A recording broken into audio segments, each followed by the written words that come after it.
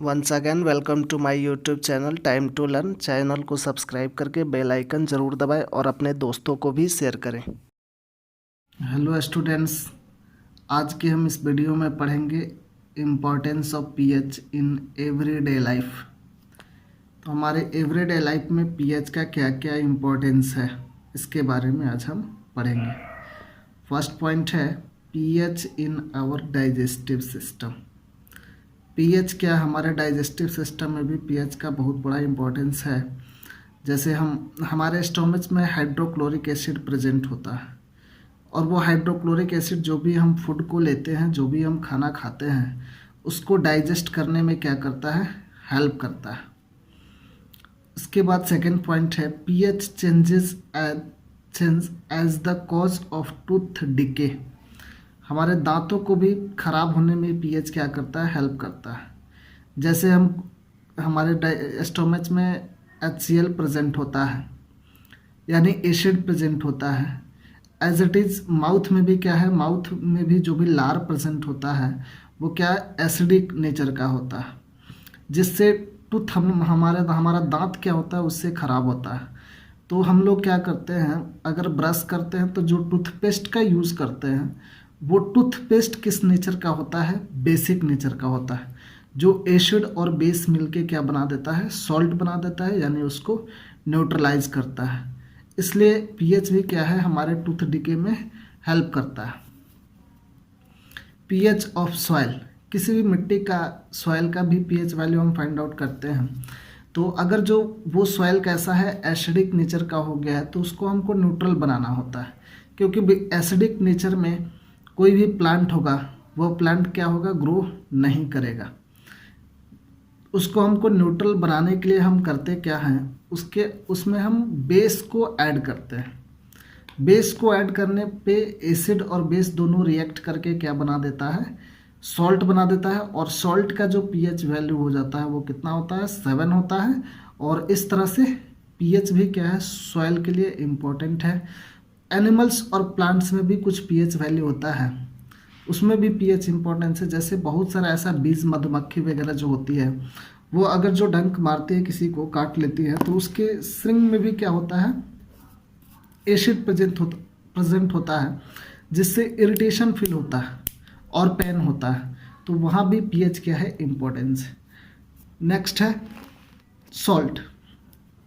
अब हम लोग पहले भी पढ़े हैं, एसिड और बेस मिलके क्या बनाता है, सॉल्ट और वाटर बनाता है। एसिड और बेस रिएक्ट करता है तो सॉल्ट और वाटर बनता है। एग्जाम्पल लेते हैं HCl। HCl एसिड का कौन सा टाइप्स है, थोड़ा सा पहले वाला हम याद करवाना चाहेंगे। HCl एसिड का जो according to the basic nature, acid का 3 टाइप्स होता था, monobasic acid, dibasic acid, tribasic acid. उसका यहाँ पे बहुत ज़रूरी है। बेस का भी 3 टाइप्स होता था according to the acidic nature, monoacidic base, diacidic base, triacidic base. इसमें हम लोग को इसका जो भी मॉलिक्यूल लेना है वो एक मॉलिक्यूल लेना है। जैसे यहाँ पे मोनो बेसिक एसिड HCl है। मोनो बेसिक एसिड कैसे, नंबर ऑफ हाइड्रोजन इसमें 1 है, मोनो बेसिक एसिड है। Number of OH ions, number of OH इसमें कितना है, 1 है। तो ये भी क्या है, mono acidic base. Mono basic acid, monoacidic base, दोनों का स्ट्रेंथ कितना है, बराबर है। स्ट्रेंथ बराबर कैसे है, यानी यहाँ पे एक H है, हाइड्रोजन है, तो यहाँ पे एक OH भी है, दोनों जगह एक है। दोनों का स्टोक्योमेट्रिक कोफिशिएंट, यानी इसका कोफिशिएंट है जो HCl है वो कितना है, इसके पहले कुछ नहीं लिखे हैं तो 1 मानेंगे। NaOH भी कितना है, 1 है, दोनों 1 है। यहाँ पे NaCl और H2 सॉल्ट और वाटर हमको मिलता है, जिसमें सॉल्ट कैसा, वो नॉर्मल सॉल्ट मिला है। तो एसिड और बेस रिएक्ट करके सॉल्ट और वाटर देता है। सेकेंड एग्जाम्पल H2SO4, ये कौन सा एसिड है, डाई बेसिक एसिड है, नंबर ऑफ हाइड्रोजन 2 है, dibasic acid. Calcium hydroxide, number of OH ions 2 है, ये कौन सा बेस है, ये डाई एसिडिक बेस है। तो dibasic acid diacidic base के साथ रिएक्ट करके दोनों का स्ट्रेंथ क्या है, बराबर है। डाई यहाँ भी और डाई यहाँ भी, तो दोनों का स्ट्रेंथ क्या हुआ, बराबर हुआ। जब दोनों का स्ट्रेंथ बराबर है तो यहाँ पे भी सॉल्ट और वाटर हमको मिल, और जो सॉल्ट है वो कौन सा, नॉर्मल सॉल्ट है, वाटर H2O। जैसे कैल्शियम यहाँ से और सल्फेट, कैल्शियम सल्फेट बना लिया। OH यहाँ पे हाइड्रोजन 2 है, ऑक्सीजन भी 2 है, यहाँ पे हाइड्रोजन 2, तो टोटल हाइड्रोजन कितना हुआ, 2 यहाँ पे 2 यहाँ पे 4, 2H2 4 हो गया, ऑक्सीजन कितना 2, तो वाटर मिल गया। सॉल्ट का टाइप्स कितना होता है, सॉल्ट होता है 3 टाइप्स का। सॉल्ट 3 टाइप्स का होता है। फर्स्ट जो है वो नॉर्मल सॉल्ट है, सेकंड एसिड सॉल्ट है, थर्ड जो है वो बेसिक सॉल्ट है। नॉर्मल सॉल्ट का मतलब कि हम एसिड और बेस को मिलाएं तो हमको सॉल्ट बना है, तो नॉर्मल सॉल्ट भी एसिड बेस के साथ ही बनाएगा, एसिड सॉल्ट भी एसिड बेस के साथ ही रिएक्ट करने पे बनेगा, बेसिक सॉल्ट भी एसिड और बेस को ही एक साथ रिएक्ट करने पे बनेगा। अब ये देखते हैं कैसे। तो जो नॉर्मल सॉल्ट है जिसको हम लोग न्यूट्रल सॉल्ट भी बोलते हैं। वाई न्यूट्रल सॉल्ट, क्योंकि जो नॉर्मल सॉल्ट होता है तो सॉल्ट का जो पीएच वैल्यू होता है वो कितना होता है, 7 होता है। वो कंप्लीट न्यूट्रल होता है, उसका नेचर नहीं एसिडिक होता है, उसका नेचर नहीं बेसिक होता है, तो वो न्यूट्रल सॉल्ट हुआ। नॉर्मल सॉल्ट या न्यूट्रल सॉल्ट जब एसिड और बेस, जैसे NaOH एसिड बेस हो गया, HCl एसिड हो गया, तो बेस और एसिड रिएक्ट करके NaCl प्लस H2O बनाया। अब ये चीज़ देखेंगे कैसे ये रिएक्ट किया है। यहाँ पे सोडियम हाइड्रोक्साइड है, ये कैसा है, मोनो बेस, ये है mono acidic base, mono acidic है। ये भी क्या है, मोनो बेसिक है। तो मोनो एसिडिक और मोनो बेसिक दोनों जगह। इसका भी कितना कंपाउंड है, ये NaOH एक कंपाउंड है तो कितना है, 1 है। यहाँ भी इसका कंपाउंड कितना है, 1 है।